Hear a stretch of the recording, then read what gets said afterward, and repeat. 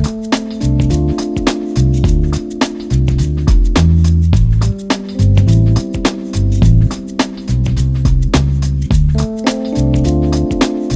I'm Dave Sussman. Welcome back to America's Voice News. It is a pleasure to be here with you again.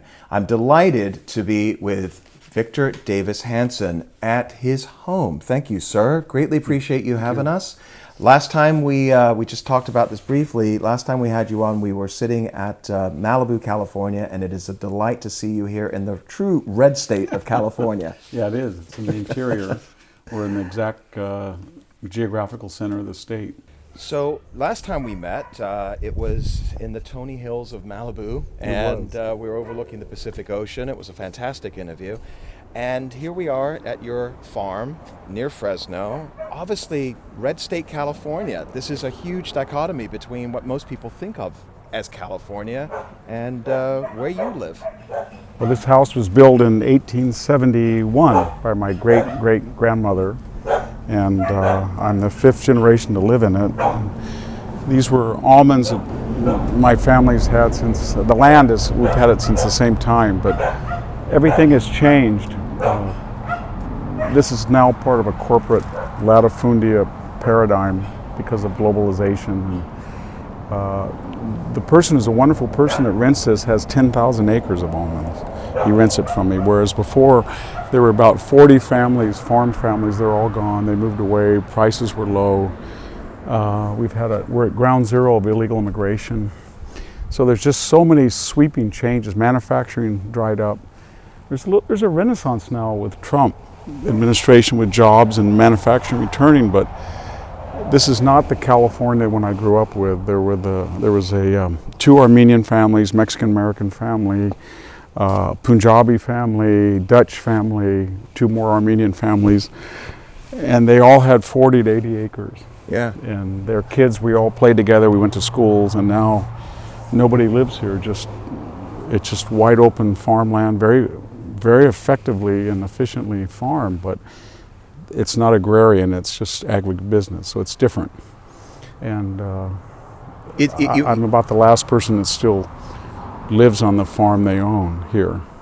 You talk about the multicultural aspect of this land, and I saw some Sikhs driving in. There was obviously, you have Mexican Americans. There was a Chinese contingent here as well. Yeah. Right? One thing about the valley, it was always a natural diversity. Nobody was artificially pegged in a particular tribal rubric. Everybody just got along, and it was more class. They were all farmers and they were in it together, and they didn't really care how one person looked or didn't work. This is Japanese Americans, Armenian Americans, Punjabi Americans, Mexican Americans, and so I always enjoyed it here, and I still live here because there's a practicality or pragmatism. Yeah. I go up to Stanford and everything's in the abstract.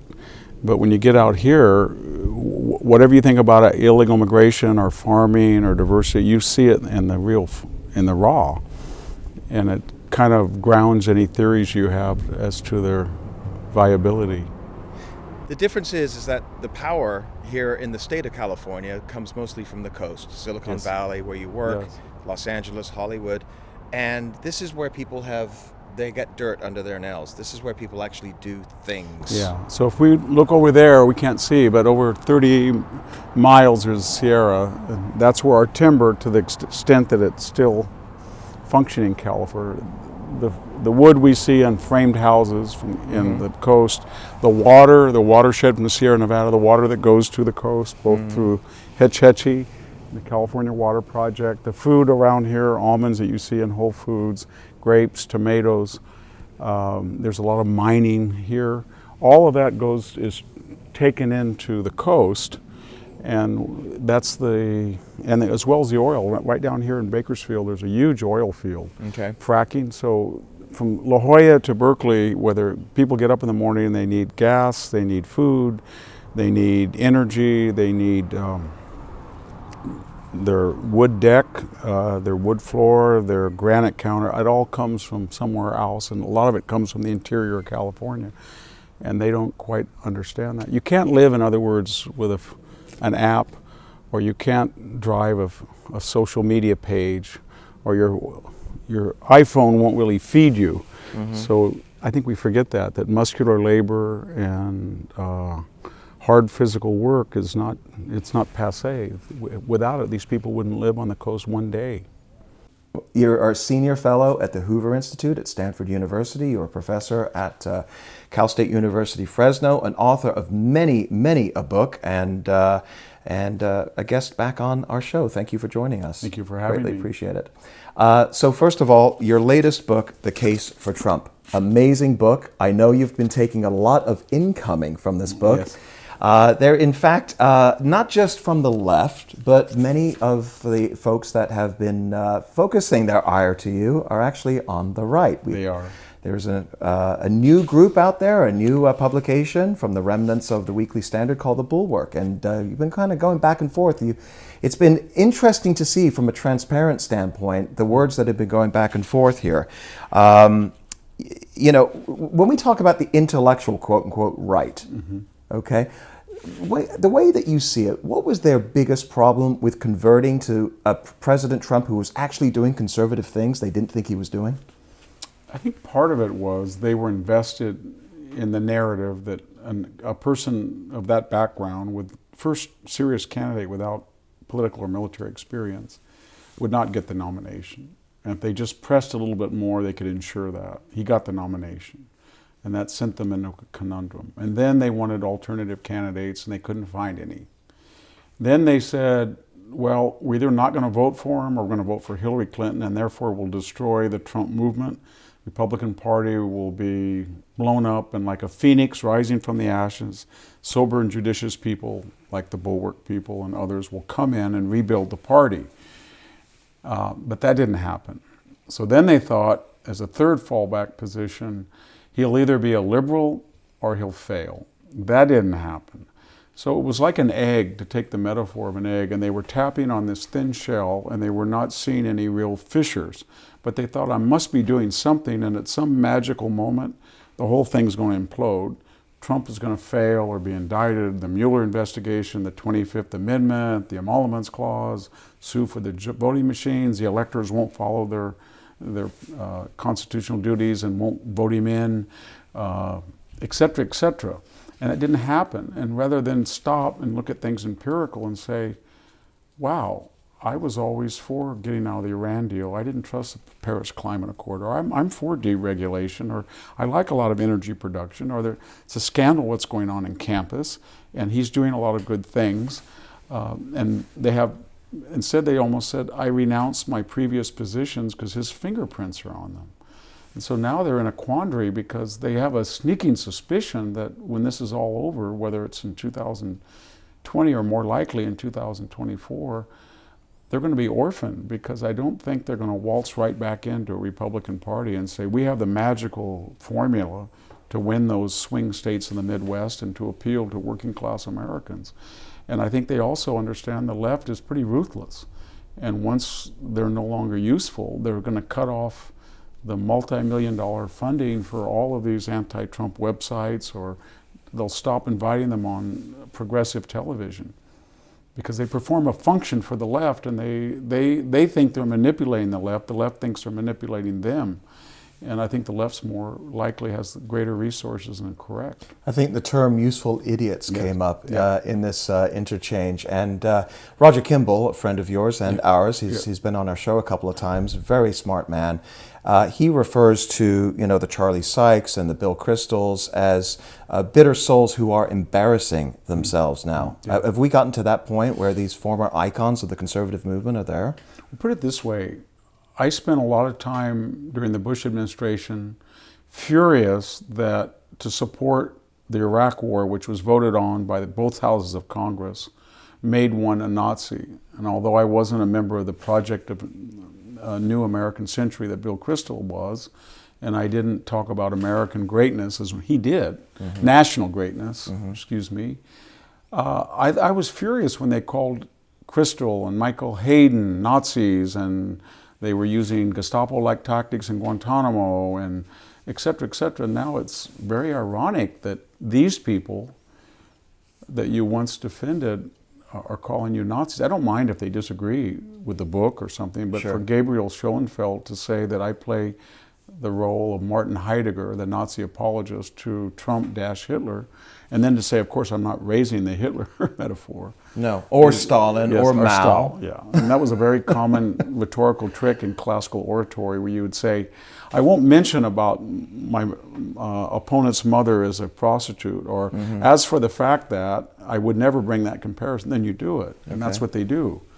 And so I'm kind of shocked at that they're so desperate they would resort to imagery that used to be used against them. So from their perspective, they see a president that they believe doesn't have a mooring of ethics or even languaging. I mean, and there's a lot of people, I would categorize myself as one, that sometimes wishes that the president would pull back a little bit from the tweets. I had to turn off the notifications last weekend on my Twitter.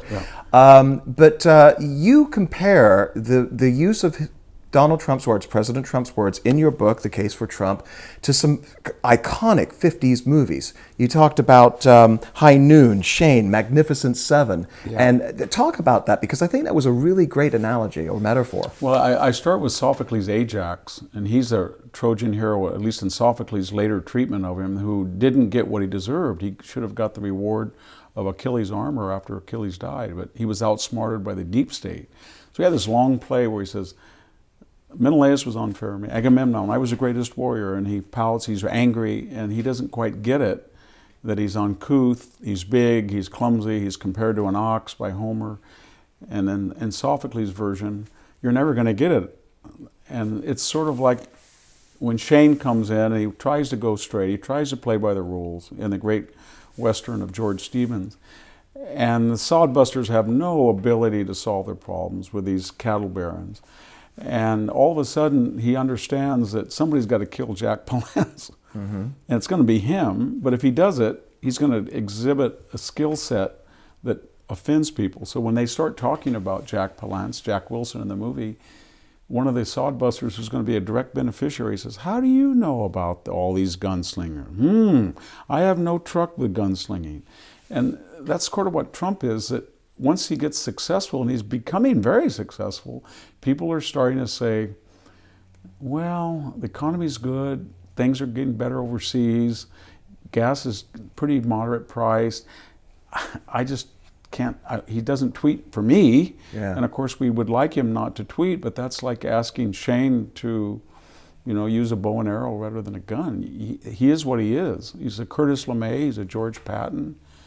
Or a Rodney Dangerfield. I mentioned that in the book, that he's a Rodney Dangerfield that tries to go into the country club, and Judge Schmalz just can't tolerate him, but he's empathetic in a weird way. And I think that was his appeal. People said, the guy has orange hair and a long tie and a suit and a Queen's accent, whether he's in Sacramento, California, or whether he's in Montgomery, Alabama. And Hillary is you-all and twang and bowling, or she's New England prim and proper, or John Kerry is wearing camouflage and a duck outfit, hunting outfit.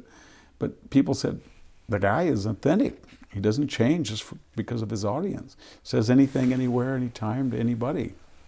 I think that's what makes you so endearing as well, because the way that you write, and I've read so many books now, and you're a classicist, but at the same time, I can read you. I'm not an intellectual, quote unquote, okay? I've been educated, but I can understand everything that you're saying. And I think that's the gift that Donald Trump has as well. It's the everyman. So after the break, in fact, I want to get into some of the breaking news as well that we are just talking about before the interview started. So we're going to be right back with Victor Davis Hanson at home. I'm Dave Sussman at America's Voice News. We'll be right back.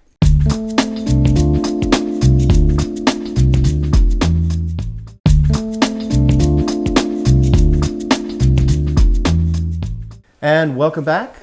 Dave Sussman here at America's Voice News, and we are at home with Victor Davis Hanson, whose latest book, The Case for Trump. Now, this book not only goes into some of the cultural and social issues that we were just talking about, but it's also going into some of the political enemies from the standpoint of when we talk about how the Democrats have created this investigation out of thin cloth. First of all, my question to you is the news over the past week. There's been a lot of controversy about Senator John McCain, the late Senator John McCain. And I've stood up and I've said this, and I think you have, as others have as well. You can honor the man's service, what he went through in Vietnam and what he did for his country, but you can still have major disagreements with him, especially in the past couple of years politically, the thumbs down for Obamacare.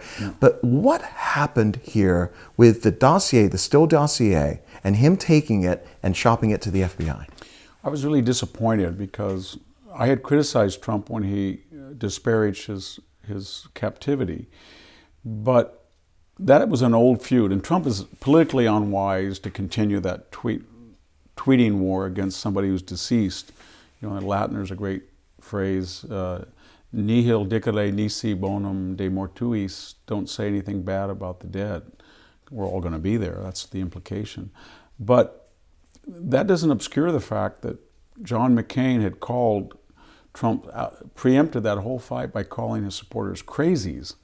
And then he ran on, as you said, he ran in the primaries about he was going to be the fighter to repeal Obamacare. So he really betrayed the confidence of his own primary voters out of a personal spite to be the one vote that would deny Donald Trump that victory.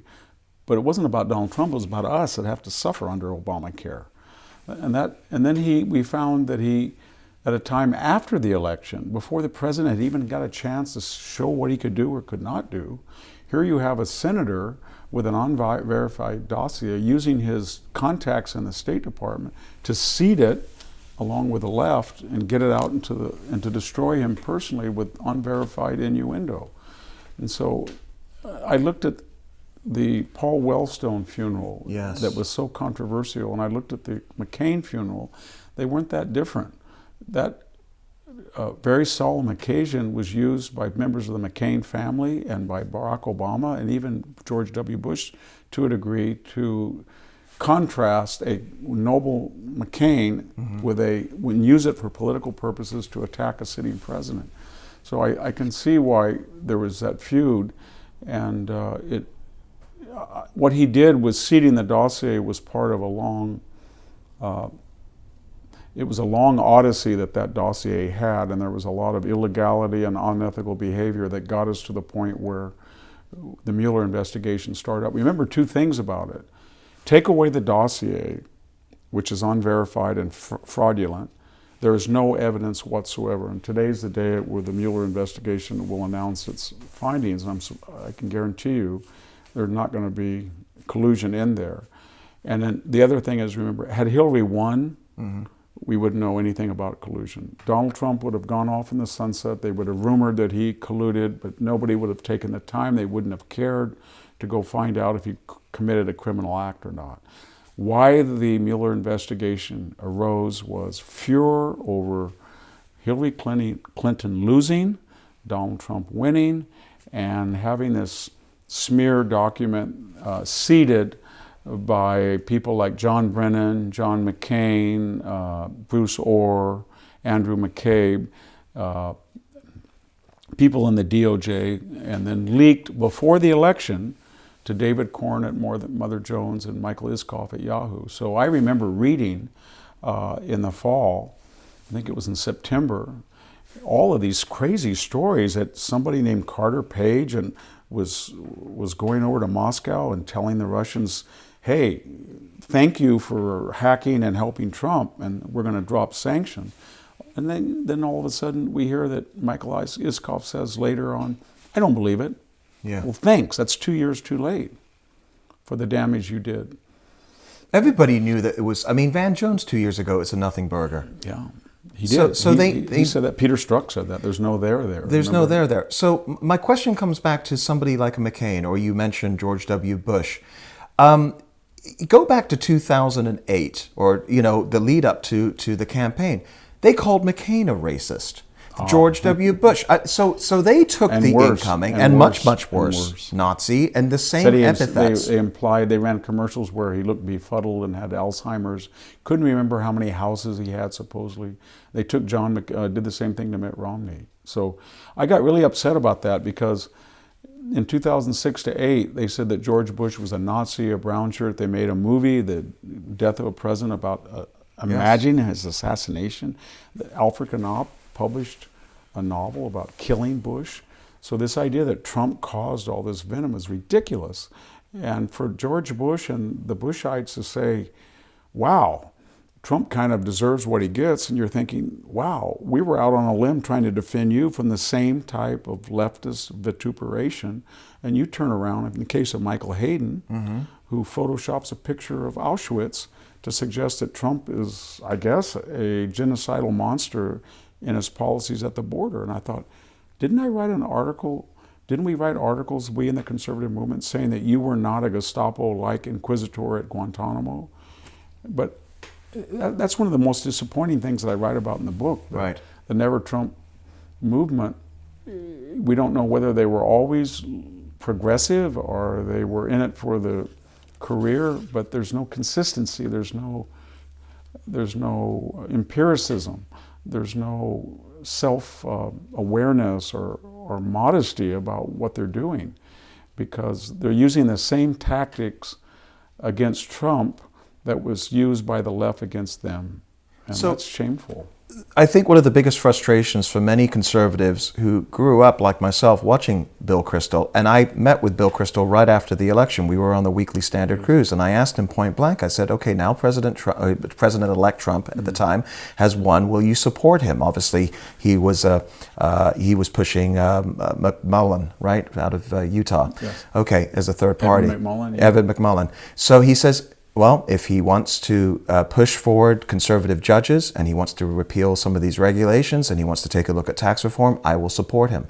So is it ego? Is it that just they don't have a fight? I don't know quite what to make of this. I think, as I said earlier, there was a sense that at each juncture in the Trump odyssey, the nomination, the general election, the actual administration, they had been wrong, and rather than correct or recalibrate, they thought they doubled down in the venom, that they would help push Trump to his logical trajectory, which was failure. They would come in. That's all. I get all that, and I mentioned it. But there was also, I think, a couple of other things. Is they had a certain New York to Washington view of what a Republican president is, financially, where he got his money, who his parents were, where he went to school, how he conducted himself, and Trump didn't fit that. He got in a wrestling ring with a guy. I mean, he was in casinos. He dyes his hair. He's been married 3 times. Yeah. And then they had a vision as well that you don't talk like he does. You don't behave like he does. My problem with that thesis is, for that to be persuasive, that Trump, the messenger, counsels out the message which they embrace. They had to tell me that Trump is so far beyond the pale, so far beyond presidential behavior, that the man Trump nullifies all of their previous commitments to the issues that they mostly shared with Trump. So I asked myself, well, how do we adjudicate that? Well, let's look at Bill Clinton. Trump's been in office 2.5 years, or going to be. Did he have sex with an intern? Did he frisk a girl in a hallway? No, he didn't. I look at LBJ, very successful president. Does Trump pick up animals by the ears? Does he pull out his genitals and expose them to his staff? Does he sit on the toilet and defecate while he's wanting to discuss policy? No, he doesn't. Does he have affairs? No, not in the White House. Right. How about JFK? Does he deflower virgins in the presidential bed? Does he have orgies in the pool with his aide? No, he doesn't. And so I'm thinking, well, maybe I should try Harry Truman. Does he write letters to music critics threatening to emasculate their genitals? No, he doesn't. Is Ivanka Trump scurrying around the halls of the West Wing, setting up tryst so Trump can have an affair where Melania won't know about it, and the way that Anna Roosevelt did that with Lucy Mercer, so Eleanor wouldn't know. No, he's not doing that. And is he, to take a military image, is he sleeping with his stepniece like George Patton did? No. So what I'm getting at is I'm not condoning bad behavior in Trump, but I'm saying that we don't know much about our own history, and within the parameters of presidential behavior while they're in office, right, I don't think that he's beyond the pale. And second, we've got to define morality in a little broader sense. The two most sterling presidents in my lifetime have been Jimmy Carter and Jerry Ford. They didn't lie, they didn't cheat, they didn't steal, they were faithful. I had enormous admirations for the way they conduct themselves. That being said, the period from 74 to 1980 was one of economic stagnation, stagflation, terrible economy, horrific foreign policy, Soviet Union on the march, the Iran hostage. It was just a joke, a cruel joke. But what I'm getting at is I don't think that, I wish it were true, but sterling character does not translate into great leadership all the time. And I thought the people in the Never Trump right might say, you know, we play with the cards that are dealt with us. I wish Trump were like Jerry Ford and Carter, but he's not.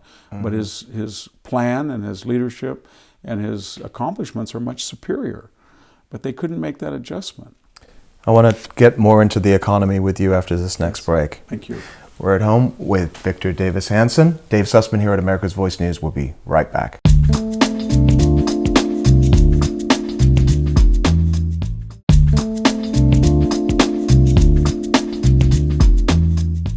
And welcome back. Dave Sussman here for America's Voice News, and we are with Victor Davis Hanson. And Victor Davis Hanson's latest book, The Case for Trump, an amazing read, fascinating, and there's just so much going on in the world as we're speaking right now, outside of not just the White House and the United States, but for example, you talk about China. Yeah. And President Trump has come in, and I think for the first time, at least in my lifetime, watching many different presidents, this president is taking a different approach to China, yes, unlike anything I've seen. It seems to have been some, tell me if I'm wrong here, some appeasement somewhat. You got Tiananmen Square, we're going to slap their wrist in the media about it, but otherwise they kind of always backed off.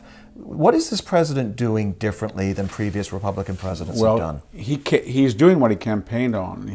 Everybody agreed that China violated copyrights, patents, they appropriated technology as a cost of doing business. They ran a $600 billion surplus, and they weren't going to stop. They appropriated the Spratly Islands, made a military base, bullied our allies, the Japanese, the South Koreans, the Taiwanese, the Filipinos, the Australians. Okay, so everybody knew that. The establishment view is the more concessions you give to them, the wealthier they get. They're going to be on a fated pathway to Carmel or to Greenwich Village or the Upper West Side. They will be so affluent, they're going to come over here, they're going to say, wow, I love America, I love Stanford, I love UCLA, this is great, I want to be just like you guys. And Tiananmen Square, where they killed 10,000 people in and after Tiananmen, is a speed bump, that's all. Mm-hmm. Trump comes along and says, no, he says two things. They're not going to change. They're basically, Trump didn't say it, but he basically was saying they're like the Japanese in the 1930s with the Greater East Asia co-prosperity sphere. They take Western technology and Western know-how and they save on R&D development, and then they become fascistic. And they have a type of capitalism that's compatible with authoritarian communism. Well, everybody said, that's kind of disturbing. The next thing he said, the corollary was, but we can stop it. And they thought, wow, you can't stop it. They have 1 billion people. They have, Tom Friedman just got back and said they have bullet trains, they have shiny airports. And Trump says, no, they can stop it. One American worker produces 3 times the goods and services of 3 Chinese workers. In other words, they have 1 billion people, we have 330 million people. We produce about 22 trillion in GDP, they produce about 8. And Trump said, we have 11 carrier groups, they've got 1. All the technology, and whether it's military or Facebook or Google, it's here. So he gave everybody a sense of confidence that he could stand up to China and that they were neo-colonialists in Africa and Asia. They were imperialists. They were racist. They were intolerant of religion, especially Islam. And when he ripped off that scab, that festering wound was like, almost everybody now says, wow, it's rotten under there. And so I experienced this very bizarre, surreal visits to my job at Stanford when I hear colleagues or Stanford professors say, we've got to press China on human rights now, to the point of cutting off trade if we have to. We have to protect the Uyghurs. We have to help people in Africa that are defaulting on these extortionist loans at the China. And I thought, well, is anybody going to mention the name Trump? Mm-hmm. He was like that Apple commercial in 2004 where the athlete woman runs in and throws that hammer into the screen. Yeah. 1984. Yeah. And then all of a sudden Big Brother stops talking. Yeah. That's what he did with China. He was crude and crass, getting back to the gunslinger image. And as soon as he did that, there wasn't much there left of the facade. Everybody said, wow, they're pretty bad. They conduct espionage at university campuses. They try to censor people that want to talk about Chinese freedom. But they never mentioned Trump. But that's what he did with China. You take a look at decades of history between America and China, and you say that for up until now, Donald Trump, and you talk about it in your book, we never really had a president that actually called it what it was. You now have Chinese scholars in the United States that are now talking about this. Gordon Chang, I believe it is. He's working with Pompeo. Well, I mean, before we had the so-called reverse China lobby. That would be the intellectual nexus of Princeton, Harvard, Yale, and they were telling us more concessions. China will appreciate that. They will look at our magnanimity as kindness to be reciprocated in kind. And then we had another block of loners, lone wolves, Miles Yu, Gordon Chang, and they were saying, no, that will be considered weakness to be manipulated and exploited. And now the unforeseen happened is that Miles Yu is in the Policy and Planning Bureau of the State Department, an advisor to Mike Pompeo, and Gordon Chang is on TV giving us some pretty sober advice. There's others as well. That Mr. Pillsbury is back in another incarnation, that China is a danger. So all of a sudden the intellectual temperament has changed, and those who were the outsiders are the insiders, not because of just politics, but because they had the more convincing argument all along. If you listen to the media, and much of the media, we know what they are as far as politically aligned, but you will hear the phrase over and over again that Donald Trump in America is no longer respected because of Donald Trump around the world. But take a look at what is happening, and I ask you to I mean, just this week we just heard Donald Trump, he talked about the Golan Heights in Israel. Okay, and the fight that we're now seeing, and I want to get into this after the next break on Israel with the United States, but what is the view of the United States and Donald Trump outside of our media bubble? Well, I've talked to a lot of journalists. I've traveled abroad a lot. I think in the last 2 years I've visited 2 or 3 or 4 European countries. The Hoover Institution is a transit area for diplomats.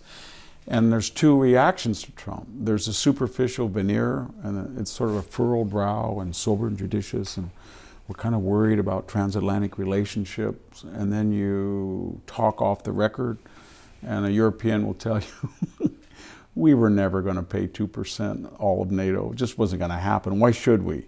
Or somebody from Japan would say, we were waiting for you to China. We were going to have to make accommodations with China. We were waiting for you to do something. We didn't even know you were in your nuclear umbrella anymore. And that's the attitude. So I don't know what we call it, but I do know that I've talked to U.S. military officers who tell me that in 2014-15, there were dozens, if not hundreds, of incidents in the Straits of Hormuz where Iranian planes, missiles, and boats were hazing our forces. And they tell me that in 2018, there's none. And I think that's because the Iranians have more respect for Trump than they did Obama. They liked Obama a lot more. Mm-hmm. But they think Trump might be crazy. They think he's unpredictable. They think he's 101% American nationalist. They thought Obama was a citizen of the world. So, is it better to be liked by foreign leaders or to be respected and even feared or to be considered unpredictable? So I think that people in Poland, if they get in a jam, or people in Israel get in a jam, or people in Japan get in a jam, they think Donald Trump will be there. Publicly, they like the charisma and the diplomatic speak of Barack Obama. There's no doubt about that. We see the media in the United States obviously very favorable to most left-wing politicians. We see that also worldwide. And I think outside of America, most people don't realize this. Journalism is a leftist institution now in Europe and it is. All around the world, isn't it? All you have to do is look at the schools of journalism. Yeah. Journalism is a product, at least elite journalism, of journalism schools, which are a product of the academic institution. And the academic institution in America is left-wing and progressive and unapologetic about it. And then also, journalists feel that they always have the in. They're in the know. They have greater education. They developed a contempt for hoi polloi. I remember, I think his name was Caputo for CNN. He said, "I'm at a Trump rally." Remember, he said, and that guy over there has more teeth than the entire. So does the deep state bureaucracy. Whether you're Peter Strzok talking about hillbillies and those people who smell up Walmart. It's contempt. It's contempt for people they don't know anything about, have no appreciation for, and blame. It's also very weird. People, as we saw with the college admittance scandal, people who have a lot of white privilege feel that they can use that white privilege for their own particular children or special interests, and they get away with it with a kind of a medieval penance by saying that some guy over in Merced has white privilege, and a welder has white privilege, white privilege, white privilege, white privilege, white supremacy, but not us at Stanford, not us at Harvard, not us at Silicon Valley that are making $500,000 a year. Our kids are very privileged. It's that guy in Tulare, it's that guy in Youngstown. We hate him. He has a snowmobile. He's polluting the earth with his, with his jet skis, and he's a Winnebago nut. But I think Trump, again, kind of blew up that whole construct. I don't think they get away with as much as they did before. I think of it as kind of this liberal carbon offset for racism. Yeah, or white privilege. It's the equivalent of carbon offset. No, it is. We're going to finish up with our last segment here, coming up with Victor Davis Hanson here in beautiful Central Valley of California, the red part of California. There actually is one, and we'll continue right after the break.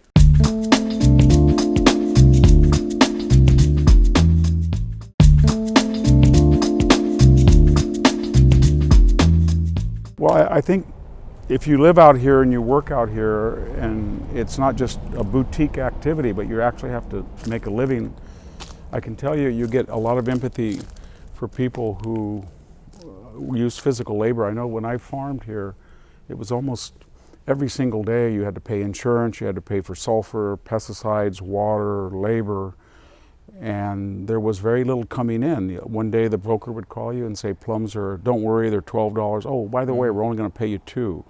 Or one day you'd have a beautifully thin plum orchard and it would hail 2 days before harvest.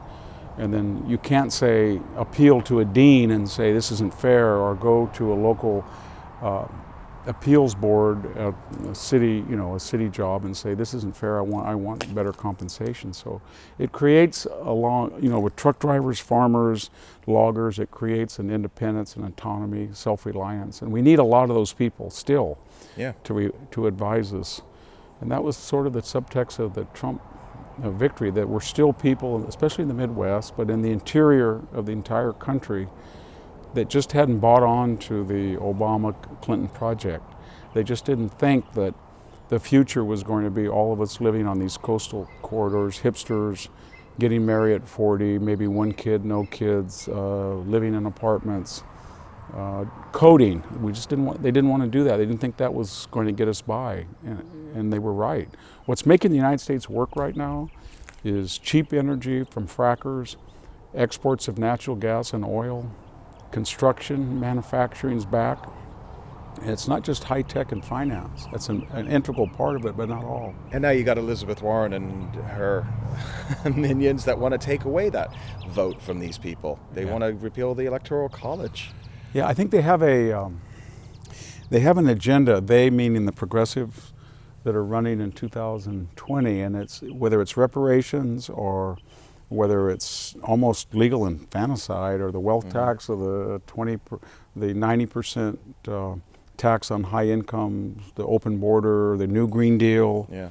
I could go on. Abolition of ICE, abolition of student debts, abolition of the Electoral College. You get the impression that that's not a 51% menu.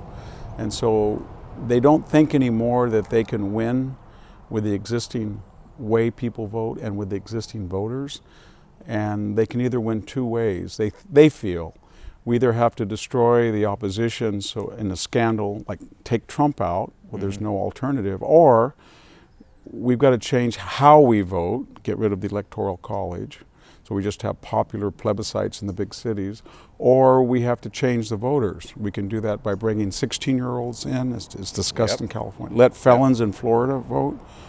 Divide California up so you get more senators, maybe, or let illegal aliens be amnestied and get them into the voting ranks very quickly, or have licenses for illegal aliens and then sort of with a wink and nod forget that they're in a separate category when you mail out same-day registration and voting. And we've seen all of that in California. But again, it's a reflection that the Progressive Project does not have a menu that people 51% of the population embraces, and they know that.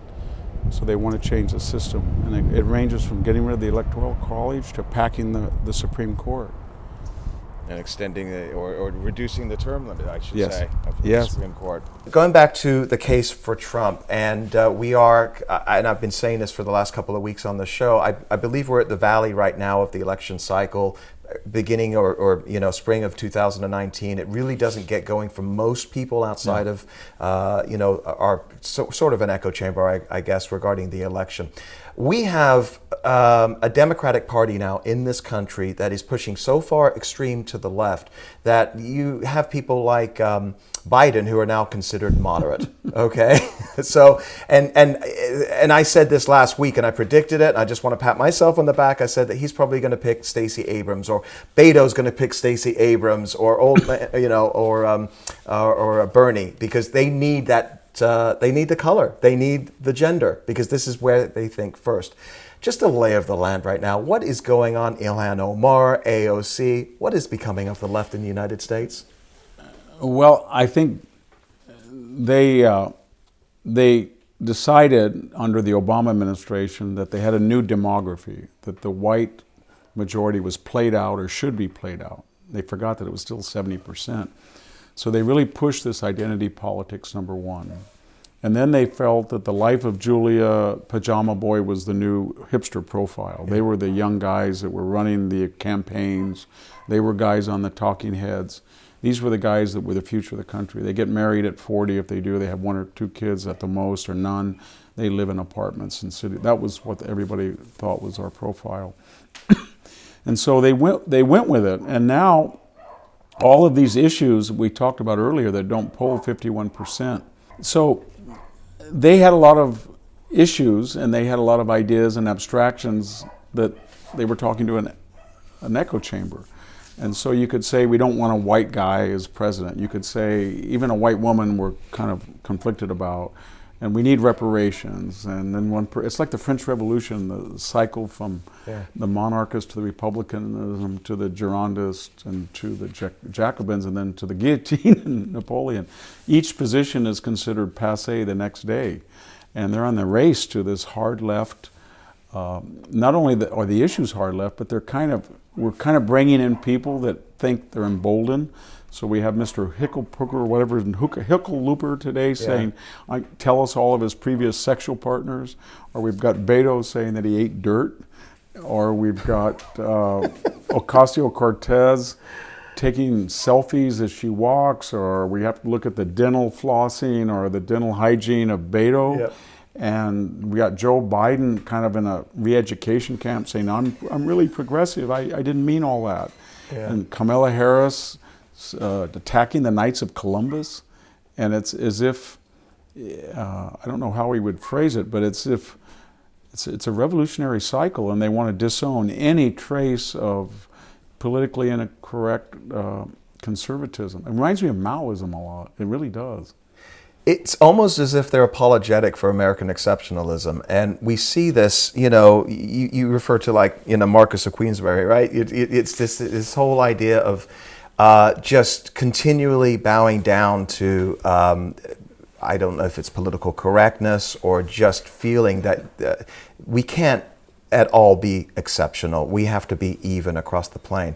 Now, when we talk about this new branch of progressivism, Ilhan Omar, we see Israel.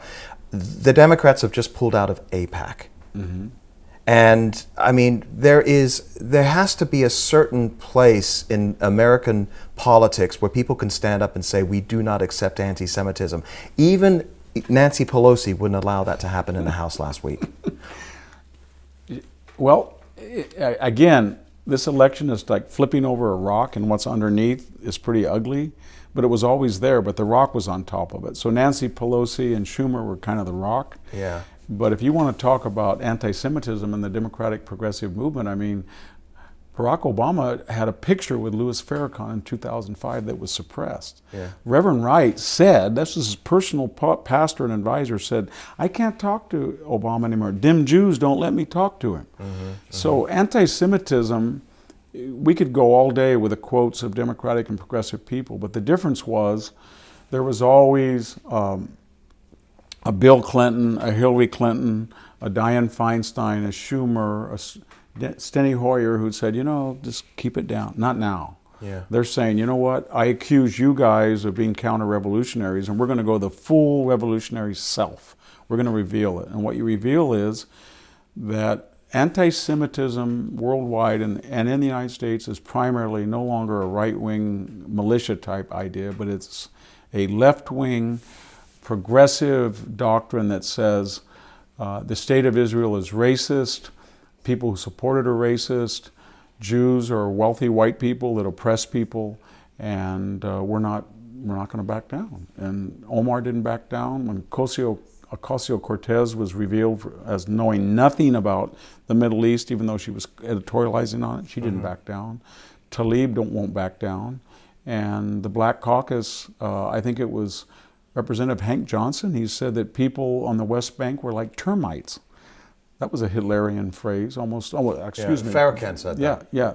He stole it from Farrakhan. Okay. Yeah. And so when Farrakhan was at the Women's March, Linda Saussure would not give up Farrakhan. No, I can't do that. Right. And we got all kind of clips from the discussions of people that were involved that were very anti-Semitic. But they're doing this. Why are they doing it? Because they don't think there's a downside. So they're saying to themselves, we know our constituencies. We know our minority tribal politics. We know our young hipsters. They don't mind being that we're anti-Semitic. They don't like Israel. The Democratic Party does not poll favorably very much anymore to Israel. And nobody can address that. The anti-Semitism that's endemic in the black political class. Nobody wants to talk about that. The Latino political class, nobody wants to talk about it. But Trump did today in a very blunderbuss. He said, they're anti-Israel and they may be anti-Jewish. Well, yeah, but nobody would ever dare say that. But what are they going to say when he says that? Trump is not stupid. He's got an animal cunning. When he said that, what he was really saying is, I just was outrageous, and I want one of you people to stand up and say, no, we're not anti-Israeli, we're not anti-Jewish. And I don't think they will. No, because to do that would lose support. Yeah, and it would. But their argument is, and I'd like your reaction to this, is that it isn't that we're anti-Jewish, it's that we're anti-Zionist. We don't like Bibi Netanyahu. And we saw what Obama did in 2015, and he planted the State Department, actually spent money in a foreign election. Yeah.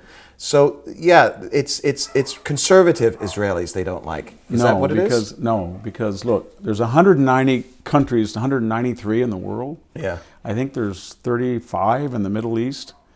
So when you talk about human rights, or you talk about expropriated land, or you talk about minority rights, do you talk about what's going on in Somalia? Do you talk about Egypt? Is the human rights going to look at the treatment of homosexuals in Iran or women in Saudi. No.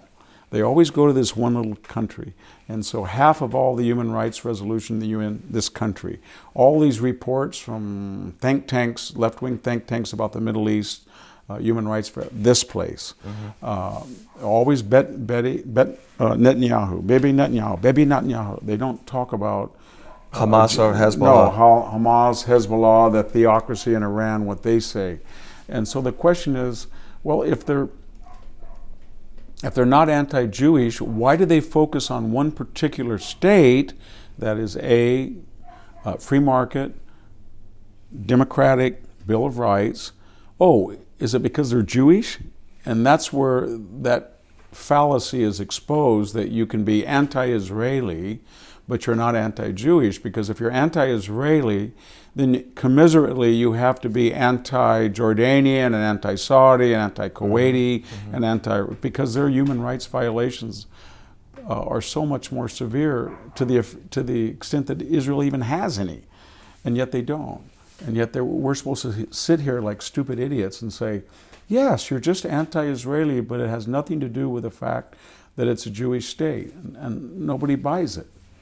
Another international incident that just took place was obviously the horrific murders in New Zealand.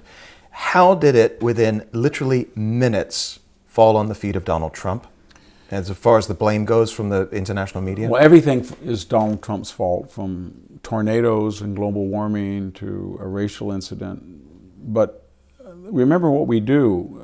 If there's a mass murder somewhere, it's always a conservative or a gun owner is responsible in the abstract. When James Hodgkinson, who was a Bernie Sanders fanatical supporter and worked on the Sanders campaign, if I'm not mistaken, tried to take out the Republican leadership and maimed Steve Scalise, nobody said this was the direct result of his mother's milk of Sanders socialism. That made him go crazy. So I don't think anybody takes that seriously. And by the way, he was an ecological fanatic as well. So he had a whole menu, as most deranged people do, of positions, and about half of them were contrary to Donald Trump, but they picked the one about supposed white nationalism. And the same thing with the Charlotte, North Carolina statements. If you go back and read exactly what Charlottesville? Trump... Yes, Charlottesville. Yeah. If you read exactly what he wrote, not what the media said. Right. It might have been clumsy, but he said this group had Antifa and they had some good people. This group had some white nationalists and there were good people. And the good people he was referring to were the people protesting the toppling of Confederate statues, right, which is a legitimate point to argue over. But that got compressed into that he was praising white nationalists, and he wasn't. He could have been advised better about what the left would do to that statement if it had not been stronger, but he was not what we... And, you know, when I heard it, I was shocked. I thought, wow. And then when I read the tape, it was much different. Same thing with the Covington kids. And then the reverse fashion, same thing with the Jussie Smollett. Same thing with the George Zimmerman. White Hispanic, what does that mean? Photoshopped his face.